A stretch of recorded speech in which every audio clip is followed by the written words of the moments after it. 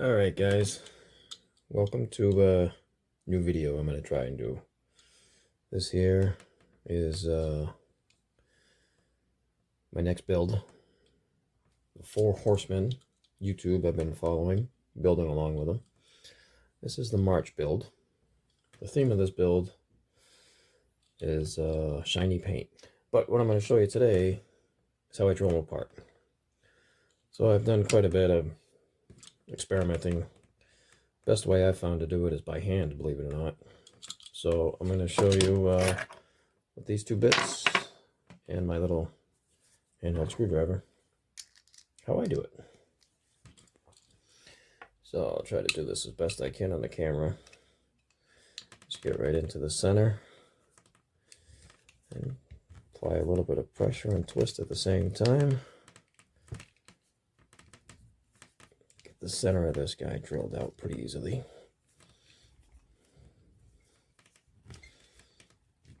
Some say I'm crazy for doing this by hand, but every time I've tried to do it with a power drill, it spins too much, too fast, goes off center. So that's probably about good. I'll give it a few more. What you want to do is drill down the center of it just enough so that when you go after it with the bigger bit, all you got to do is take the outer ring off and it should pop apart. So we'll do the back one. I haven't come across one that's been plastic yet, so I don't know how different this method will work if it's plastic versus metal. This is a metal body cover and a plastic base, so we'll see.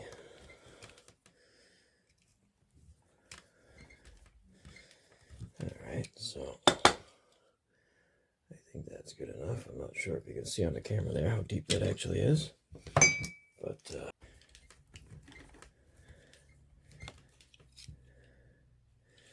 so we'll see what that looks. Looks like it's off center a little bit. Let's try this one out and see if it comes off. Yeah, see that one? The ring just popped right off. See, that's what you want right there. The ring just popped right off of that one. So this one, we're just gonna work at it a little more off to the side. Should be able to get it off. Then should be able to give it a little pry. And sometimes if we get the front good enough, might have to a little persuasion maybe. Yeah, see, there goes that ring, went flying. So there's the base with not much damage to the hole, so I can get it back together. Here's the interior, which also acts as part of the bed, so I'm not sure what I'm going to do with that. Ew, the window's pink. Ugh, I didn't realize that. Well, I don't know what I'm going to do with that, but I do know this guy's going in the stripper. So, there we have it. Here's our pieces to our next build. My drill bits and hand drill I did to do it.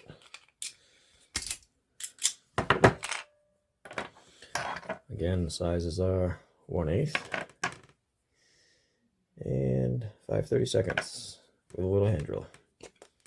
That's how I take them apart. So we'll get this thing cleaned up and ready to go into the stripper, and I'll be back with some more info. Alright, so we're going to move on to the next steps. Like I said, we're going to put this in the citrus strip I have right over here. And it's one of the things that I questioned when I first started doing this was, how long does it have to sit in there for? Well, it varies depending on the chassis, the paint, the casting. I let it sit overnight. I just sit it in there, get it completely saturated and covered, submerged as good as possible, and then I cover it up, and then there we go.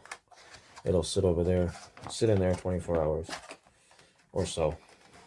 I'll go at it again next day. and then we'll clean it all up.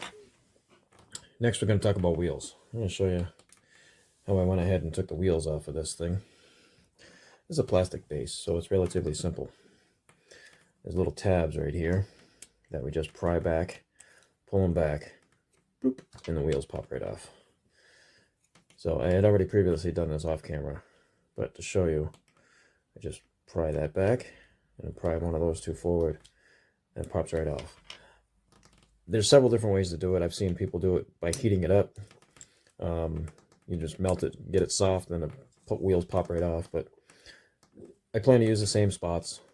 No axle tubes or nothing in this one. I'm going to show you the wheels that I chose.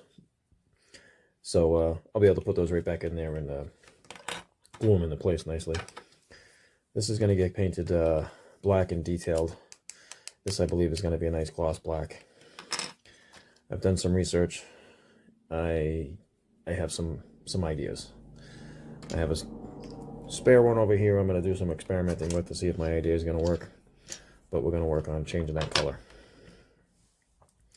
The wheels I picked out came from my trusty little collection I have. I don't know if you can see those. Pretty nice looking 5-spoke wheel. Those are going to be on the back. I got to slide right in there. And I got matching ones for the front. Not too big. And those should fit right in there nicely. That's how that's going to roll. Before I put the chassis in the stripper, I should have put it back on for you to show you. It's going to fit. It's going to fit real nice. It's going to work out great. We're going to get this chassis painted. Get the interior painted. I'm going to start with a primer flat black. There's a lot of detailed spot on the back of that. But we still got a ways to go. We're going to let that sit in the stripper. We'll get that out of there and cleaned up next, and we'll see you when we come back. Alright, so here we are back with the the car out of the stripper and cleaned up. I'm just going to give you a quick overview of how I went about doing what I did off camera. So, as it comes up out of the stripper, you grab it with a pair of pliers, like so. So we're holding it like this now because you don't want to put your hands all over the stripper. You got to make sure that you're wearing gloves when you do this. So then, with an old toothbrush, you just go over your bucket of stripper, you wipe it all off, rinse it off in the sink, hot soapy water, to get it all nice and clean to this point anyways. And then we will go after it with our wire brush on a Dremel. This will start, get this cleaned up. So quite a bit of process that I won't bore you with on camera. And we'll get this thing all cleaned up and primed. We'll check out any mold lines that we might want to file out, like maybe that hood line there. You can see that line right there in the center. That might go away. And we'll get it cleaned up and primed, and then we're going to decide on what we're going to do with the color to try to get it to be shiny paint. And like I said, here's the window that we're going to use. That I definitely don't want it pink. So I did do some experimenting. If you remember from earlier, we had a blue window that I used for some demonstration. This was my sample of what I wanted to do. It's now tinted. So what I did to do that, I will turn you on to this. It was Tamiya PS31 Smoke for window tinting on Lexan cars. So that seemed to work pretty well with just a couple of light coats of that on the inside. I sprayed it on the inside, not the outside. So we'll see if that works the same on the pink. And that's what we'll have. So what we're going to do now is get the chassis and the interior painted in primer. So we'll break here for just a second. I'll meet you over at the paint booth. All right, so here we are at the paint booth. And we have our Tamiya spray, fine surface gray. I'm going to be using this paint here, fine surface gray primer. I have my paint booth set up with my exhaust fan going. Alright guys, so here we are with everything in primer. So my experiment worked out quite well. If you recall this pink window, is now a nice smoked color. When that's put in with the car, it's going to look really nice. So, got the body all done up, primered, ready to go. I do have to still put a black primer base on that. We got to detail up the interior and detail up the bed to match. But just what I wanted to do here was just kind of piece it all together and give you an idea of what it's going to look like prior to final coat of paint. And there's going to be our fit with those new wheels. It's going to look pretty cool. So the window came out really decent. Once I get the interior detailed and darkened up, it'll look even better. And that's how it's going to be. So our next step is going to be over at the paint booth. So I'll meet you over there. Alright guys, so here we are over at the paint booth, and we got this El Camino primered up in our gloss black primer, stepped up from the gray. So with some recommendations from a friend of mine, we're going to try something a little new here with my color combination of copper, clear orange. We got our Mr. Color leveling thinner we're going to use, and then we're going to gloss coat it with the Mr. Color gloss. So we're going to go ahead and get this paint mixed up into the Grex airbrush here and get the spray in. So hang in there with me and we'll be right back. Alright, so here we have 3 or 4 coats airbrushed the Tamiya XF6 copper paint. That's step 1 of my shiny paint method that we're going to have. Like I said, this was 4 coats airbrushed with the Grex airbrushed. I mixed the paint with a 1:1 ratio with the Mr. Hobby leveling thinner. So we'll let this sit. I'm going to go clean the airbrush, and we'll be back with a top coat after this sits for a bit. Alright, so a quick review here of our orange clear coat. So it's sprayed on really nice. Kind of lost the copper look that I was looking for. I think I may have went too heavy or too many coats of clear orange, but it looks pretty nice. And still got clear coat to go, so again, the theme is shiny paint, so that looks pretty nice under the light, but I need it better than that still. Alright, so here we are. We finished up with some interior details and chassis details, as well as our clear coats. So not so sure how great you can see that, but yeah, clear coat came out okay. It's good. It's not what I was looking for, all in all, but sneak peek at that one too. It's another one I've been working on at the same time. But yeah, there it is. So yeah, I think we're getting really close to being done with this one. I'm just going to show you a little bit of this one.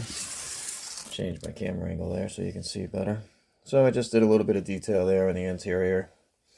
Nothing too crazy. There is more I did to that I'll show you once we get all this back together.